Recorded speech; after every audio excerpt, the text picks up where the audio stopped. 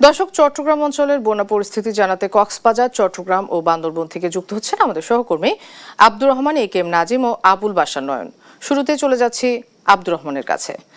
রহমান, প্লাবিত এলাকার পরিস্থিতি কেমন দেখছেন, বিস্তারিত আমাদেরকে জানাবেন। মনা যেমনটি জানাচ্ছিলেন, কক্সবাজারের সবচেয়ে ভয়াবহ অবস্থা এবং পানি এবং খাদ্য সংকট। এর মধ্যে একটি সুখবর হলো ৩ নম্বর সতর্ক সংকেত নামিয়ে ফেলতে বলেছে আবহাওয়া অফিস, এবং ভারী বর্ষণের বা ভারী বৃষ্টিপাতের সম্ভাবনা কিন্তু রয়েছে। এবং যেই বিষয়টি আপনি সকাল থেকে আমরা জানাচ্ছিলাম যে চকরিয়া কক্সবাজারের যেই বিভিন্ন নির্মাঞ্চলে কিন্তু পানির তলিয়ে গেছে। এখানকার মানুষের এখন সবচেয়ে বড় সমস্যা হলো খাওয়ার পানি এবং তাদের যেই খাবারের ব্যবস্থা এবং আবাসনের ব্যবস্থা। অনেকে কিন্তু আশ্রয় কেন্দ্রে গিয়েছেন এবং অনেকে তাদের নিজ বাড়ি ভিটা রক্ষার্থে তারা সেখানে রয়ে গেছেন। এবং যদি বলি, কক্সবাজারের প্রায় 5 লক্ষাধিক মানুষ কিন্তু পানিবন্দী রয়েছে এবং তাদের বিভিন্নভাবে তারা কিন্তু ক্ষতিগ্রস্ত হয়েছে। এবং কক্সবাজারের চকরিয়া পেকুয়ার হলো যে চকরিয়ার যেই বেড়িবাঁধটি রয়েছে বা যে সুইচ গেট রয়েছে, সেটা যদি খুলে দেওয়া না হয়, তারা বলেছেন যে আগামী 7-8 দিনও পানি থাকতে পারে। এবং তারা যেটি বলেছেন যে তাদের এই সমস্যাটা দীর্ঘদিনের, এবং তারা এই বর্ষাকাল আসলেই কিন্তু তাদের ঘরবাড়ি এবং তাদের যে মৎস্য ঘের এবং তাদের ফসলি জমি সবকিছু কিন্তু এক নিমেষে শেষ হয়ে যায়। এবং এটার প্রভাব কিন্তু পুরো কক্সবাজার জেলাতে পড়ে, এবং যে ধরনের তরি তরকারি এবং যে সবজিগুলো উৎপাদন হয় এগুলোর দাম বাড়তে থাকে, এবং তাদের যে ধরনের আবাসন ব্যবস্থা এবং তাদের যে ঘরবাড়ি এগুলো কিন্তু বারবার পানিতে তলিয়ে যায়। বিশেষ করে যারা গরিব এবং যারা দিনে দিনে খায়, তারা কিন্তু নিদারুণ দিন যাপন করছে। অনেকে বলেছে 1 সপ্তাহ 5 দিন তাদের ঘরে রান্নার চুলা জ্বলে না, এবং তাদের পর্যাপ্ত কোনো ত্রাণ সহায়তা বা ত্রাণ সরবরাহ নাই। জেলা প্রশাসন বারবারই বলে তারা সরকারিভাবে সহজে, কিন্তু সেটি এতই অপ্রতুল যে মানুষ কিন্তু বলার মতো কোনো ত্রাণ পেয়েছে এরকম কাউকে আমরা পাই নাই। এবং ব্যক্তিগত উদ্যোগে হয়তো কয়েকজন কিছু দিয়েছে, কিন্তু সেই উদ্যোগটা আরো বাড়ানো দরকার। এবং তাদের সেই উদ্যোগের ফলে হলো অন্ততপক্ষে কিছু মানুষের মুখে হাসি ফুটবে এবং তাদের দুঃখ লাঘব হবে।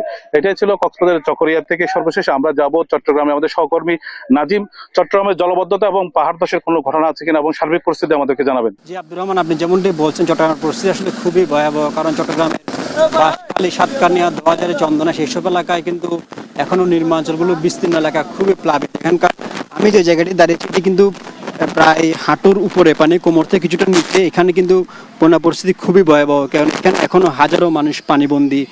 তারা আসলে দুর্ভোগ যেটি কি প্রকার সেটি স্বচ্ছকে না দেখলে বোঝা যাবে না। কারণ এখানকার সবচেয়ে বেশি কষ্ট শিশু থেকে বৃদ্ধ এবং যারা গর্ভবতী মহিলা রয়েছেন তারা সবচাইতে বেশি এখানে কষ্টে রয়েছেন। কারণ এখন পর্যন্ত অনেক এলাকায় বিদ্যুৎ সংযোগ বিচ্ছিন্ন, ত্রাণ পর্যাপ্ত পৌঁছায়নি বলছেন এখানকার স্থানীয়। চট্টগ্রামের হাটাজারি, রাউজান, ফটিকছড়ি, রাঙ্গুনিয়া, ভূজপুর এসব এলাকার যতগুলো নিচু এলাকা রয়েছে সবগুলো নিচু এলাকায় কিন্তু পানিতে থই থই করছে। এতে করে সড়ক যোগাযোগ যেভাবে বিচ্ছিন্ন রয়েছে, পাশাপাশি উপজেলা সদরের সাথে বিভিন্ন গ্রামীণ সড়কগুলো কিন্তু তুলে যাওয়ার কারণে উপজেলা সদরের সাথে সড়ক বিচ্ছিন্ন রয়েছে। আমরা একটু কথা বলবো এখানকার বন্যা পরিস্থিতি কেমন, এখন মানুষের দুর্ভোগ কেমন যদি বলতে।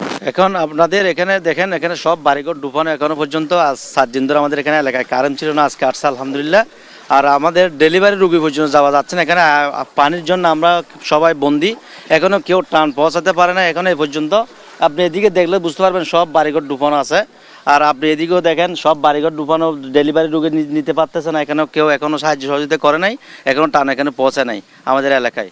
উনি যেমনটি বলছেন এসব এলাকায় কিন্তু সাতকানিয়া, চন্দ্রশের বিস্তীর্ণ এলাকায় এখনো পর্যাপ্ত ত্রাণ পৌঁছায়নি বলে স্থানীয়রা ক্ষোভ প্রকাশ করছেন। পাশাপাশি এইসব এলাকায় মানুষের যে দুর্ভোগ সেটি আসলে চোখে পড়ার মতো। কারণ কিছু কিছু ঘর বাড়িতে বুক সমান, কিছু কিছু হাঁটুর সমান, আবার কিছু জায়গায় কোমর সমান পর্যন্ত পানি, মানুষ ঘরের মধ্যে পানিবন্দী আছেন। মানুষের পাশাপাশি গবাদি পশু থেকে শুরু করে এখানকার ফসলি জমি এবং মাছের ঘের সবগুলো পানিতে ভেসে গেছে। মানুষের যে দুর্ভোগ সেটি আসলে বলাই ভালো। ইতিমধ্যে জেলা প্রশাসন এবং আইনশৃঙ্খলা বাহিনী অথবা আপনার এই যে ব্যক্তি উদ্যোগ, বিভিন্ন ত্রাণ বিভিন্ন জায়গায় কার্যক্রম চলছে।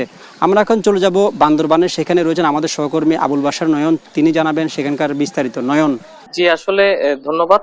গত 24 ঘন্টায় 110 সেন্টিমিটার আর গত 4 ঘন্টায় 80 সেন্টিমিটার পানি বৃদ্ধি পেয়েছে সাঙ্গু নদীতে, যার কারণে বান্দরবানের নিম্নাঞ্চলে আজ ভোর থেকে পানি বৃদ্ধি পেতে শুরু করেছে।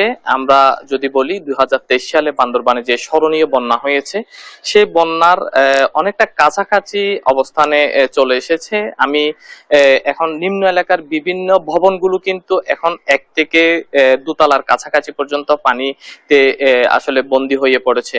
এখান থেকে আসলে নিম্ন এলাকার কাঁচা ঘরগুলো থেকে অন্তত 4000 মানুষ আশ্রয় কেন্দ্রে গিয়েছিল।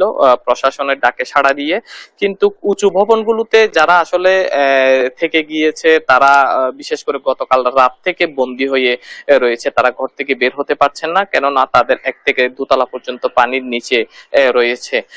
এছাড়া আজ সকালে নতুন করে আবারও একটি পাহাড় ধসের ঘটনা ঘটেছে, যেটি বান্দরবান বাস স্টেশনের কসাইপাড়া এলাকায়, যার কারণে যোগাযোগ ব্যবস্থা বান্দরবানের সাথে কার্যত গতকাল থেকেই সারা দেশের যোগাযোগ ব্যবস্থা বন্ধ রয়েছে। পাশাপাশি বান্দরবান থেকে রাঙ্গামাটির যে সড়কটি রয়েছে এই সড়কের মধ্যবর্তী স্থানে একটি ব্রিজ ধসে পড়ায় রাঙ্গামাটির যোগাযোগটিও বন্ধ রয়েছে। এছাড়া বান্দরবানের অন্যান্য যে উপজেলাগুলো রয়েছে প্রত্যেকটি উপজেলায় কিন্তু যোগাযোগ ব্যবস্থা ব্যাহত হচ্ছে, কারণ পাহাড় ধসের ঘটনা ঘটেছে, কোথাও আবার পানি উঠেছে, যার কারণে জেলা সদর এবং পার্শ্ববর্তী জেলার সাথে যোগাযোগ ব্যবস্থা পুরোপুরি বন্ধ রয়েছে। আসলে সব মিলিয়ে বান্দরবানে বন্যা পরিস্থিতি ভয়াবহ আকার ধারণ করেছে। এই ছিল আমার কাছে বান্দরবান থেকে সবশেষ।